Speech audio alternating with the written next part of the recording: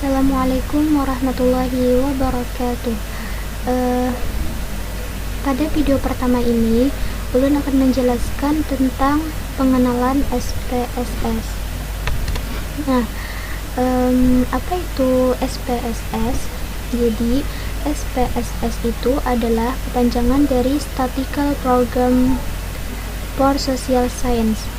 Ini merupakan paket program atau suatu aplikasi yang berguna untuk menganalisis data statistik. Jadi, SPSS dapat digunakan untuk hampir seluruh file data dan sekaligus membuat laporan dalam bentuk tabulasi, grafik, serta plot untuk berbagai distribusi maupun statistik deskriptif. Kemudian, SPSS adalah akronim dari Statistical Program for Social Science. Ini secara original atau bisa dikatakan untuk statistik dalam ilmu sosial. Kemudian seiring berjalannya waktu, barulah SPS itu berubah menjadi Statistical Product and Service Solution. Jadi ini lebih luas fungsinya dibanding yang pertama tadi. Jadi fungsinya ini adalah sebagai produk software yang digunakan untuk statistik analisis dan sebagai service solution atau solusi dari layanan untuk analisis statistik. Nah, kemudian kenapa kita menggunakan SPSS? Jadi pada dasarnya, fungsi SPSS ini adalah untuk analisis data statistik, untuk mengolah data atau manajemen data. Kelebihannya karena SPSS ini memberikan kemudahan dalam hal pengoperasian data dan dalam hal fitur-fitur yang ada di dalam SPSS. Nah, adapun beberapa kemudahan yang lain yang dimiliki SPSS dalam pengoperasiannya adalah karena SPSS ini menyediakan beberapa fasilitas sebagai berikut. Yang pertama yaitu data editor. Data editor ini merupakan jendela untuk pengolahan data. Data editor ini dirancang sedemikian rupa untuk mendefinisikan, memasukkan, mengedit, dan menampilkan data. Kemudian yang kedua yaitu viewer. Viewer mempermudah pemakaian untuk melihat hasil pemrosesan atau menghilangkan bagian-bagian tertentu dari output serta memudahkan distribusi hasil pengolahan dari SPSS ke aplikasi-aplikasi yang lain. Kemudian yang ketiga yaitu multidimensional pivot table. Jadi, hasil pengolahan data akan ditunjukkan dengan multidimensional pivot table. Pemakaian dapat melakukan eksplorasi terhadap tabel dengan pengaturan baris, kolom, serta layar. Nah, jadi pemakai juga dapat dengan mudah melakukan pengaturan kelompok data dengan melakukan splitting table sehingga hanya satu grup tertentu saja yang ditampilkan pada satu waktu. Kemudian yang selanjutnya adalah high resolution graphic. Nah, dengan kemampuan grafikal beresolusi tinggi, baik untuk menampilkan pie chart, bar chart, atau yang lainnya, akan membuat SPSS tidak hanya mudah dioperasikan, tetapi juga membuat pemakai merasa nyaman dalam pekerjaannya. Kemudian, database access. Nah, pemakai program ini dapat memperoleh kembali informasi dari sebuah database dengan menggunakan database widget yang disediakannya. Yang selanjutnya yaitu data transformation. Data transformation ini yaitu transformasi data akan membantu pemakai memperoleh data yang siap untuk dianalisis. Yang selanjutnya itu electronic distribution. Jadi pengguna dapat mengirimkan laporan serta elektronik menggunakan sebuah tombol pengiriman data atau email.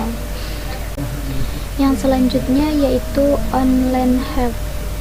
Jadi SPSS menyediakan fasilitas online help yang akan selalu siap membantu pemakai dalam melakukan pekerjaannya, tentunya secara online. Nah, bantuan yang diberikan dapat berupa petunjuk pengoperasian secara detail, kemudahan pencarian prosedur yang diinginkan, sampai pada contoh-contoh kasus dalam pengoperasian program ini. Kemudian yang selanjutnya yaitu akses data tanpa tempat penyimpanan sementara.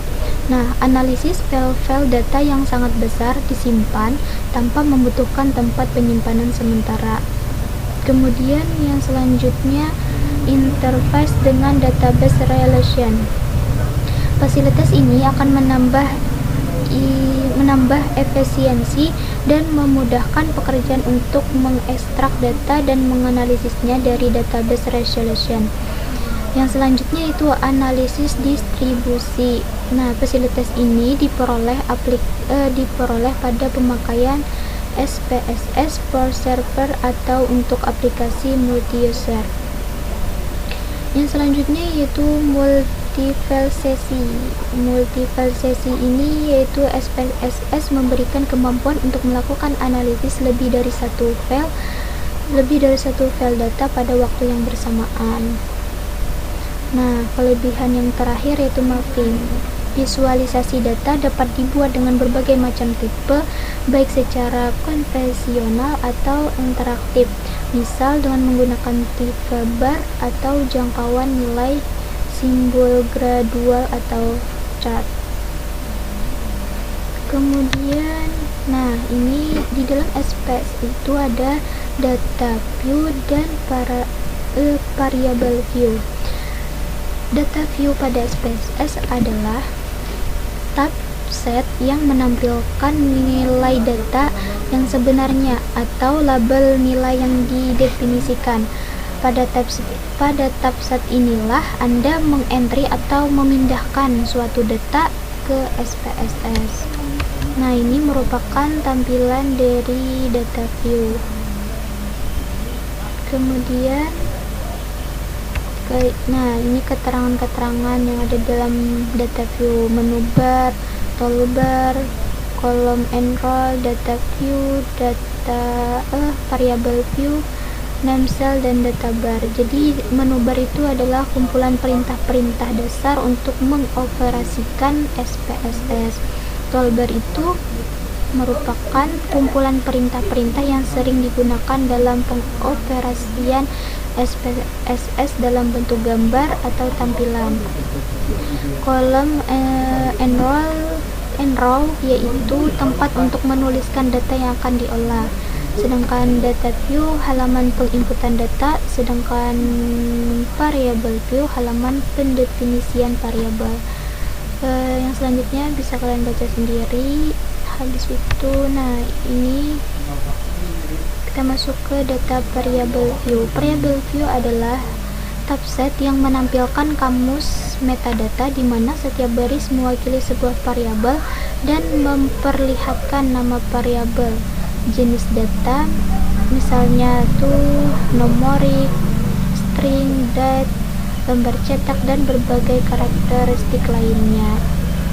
Nah, ini merupakan tampilan variable view.